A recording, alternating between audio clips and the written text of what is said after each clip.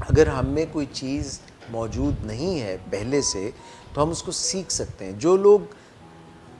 جن کے اندر یہ ایبلٹی نہیں ہوتی کہ وہ اپنے جذبات کو دوسروں کے جذبات کے ہم آہنگ کر سکیں, جیسے دو لوگ چل رہے ہیں نا, تو اگر قدم سے قدم ملا کے چلیں, یا جب ہم نے ایک دفعہ بات کی تھی کہ کچھ لوگوں میں ایسی ایبلٹی ہوتی ہے کہ وہ کسی کے ساتھ بیٹھتے ہیں تو وہ باڈی لینگویج مرر کر لیتے ہیں, جیسے مرر میں نہیں نظر آتا, تو دو لوگ بیٹھے ہوں ایسے آپس میں باڈی لینگویج ایکسپریشن کر لیتے ہیں کہ ان کو لگتا ہے کہ جو میرے دل میں بات تھی اسی طرح سے یہ ہے. تو ان لوگوں میں ایمپتھی, ہمدردی, کسی کی محسوس کرنا, سمجھنا آسان ہو جاتا ہے. مگر کچھ لوگ جو ہیں وہ کہتے ہیں کہ نہیں, میری 1.5 اینٹ کی مسجد الگ ہے, تم اپنی راہ چلو. تو جس طرح آرکیسٹرا ہوتا ہے اس میں سب لوگ مل کے اگر چل رہے ہوں, ایک سر صحیح پھر بنتا ہے. اگر لوگ آپس میں چل رہے ہیں وہ کوئک مارچ نہیں کرتے, پجامہ ڈھیلا ٹوپی ٹائٹ, لیفٹ رائٹ, وہ ایسا ایک جو ہوتا ہے, تو اس میں جب وہ قدم سے قدم ملا کے چلتے ہیں تو دیٹ لکس گڈ.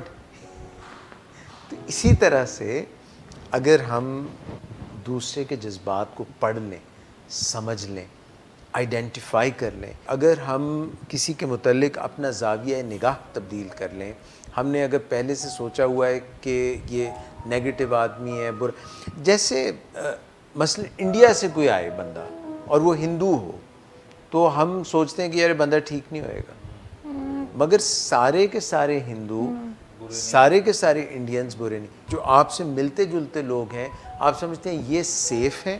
باقی تمام لوگ ان سیف ہیں, تو ان کے لیے بھی ہمدردی پیدا کرنا آپ کے لیے مشکل ہو جاتا ہے. کئی دفعہ ہم لوگوں کو ڈی ہیومنائز کر دیتے ہیں. کئی دفعہ ہم نے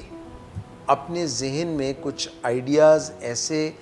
بنائے ہوتے ہیں جن کو آپ کہہ سکتے ہیں کہ لمیٹڈ ویو ہوتا ہے. تو